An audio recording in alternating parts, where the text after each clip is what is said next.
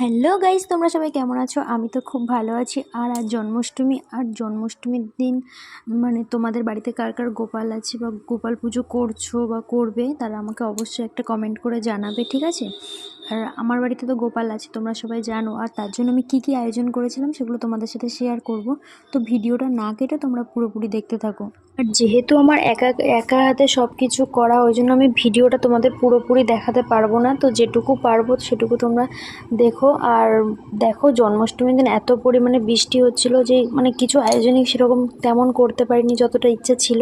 তো যেটুকু পেরেছি সেটুকু ভক্তি ভরে গোপালকে দিয়েছি। জানি না গোপাল কতটা খুশি হয়েছে।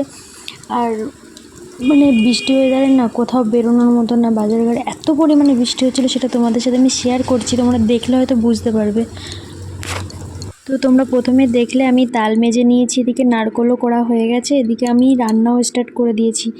রান্না হয়ে গেলে তারপর আমি ওদিকে ঠাকুরের পুজোর এগুলো গোছাবো, কারণ আমি দুপুরবেলা জন্মাষ্টমী পুজোটা আমরা দুপুরবেলা করব, যেহেতু ওই জন্য সকাল সকাল গোছাতে হবে। আর এখন তাও 11টা বেজে গেছে, আর আমরা 12টার পর থেকে গোপালকে স্নান টান করিয়ে গোপালকে ভোগ দিয়ে পুজো দেবো।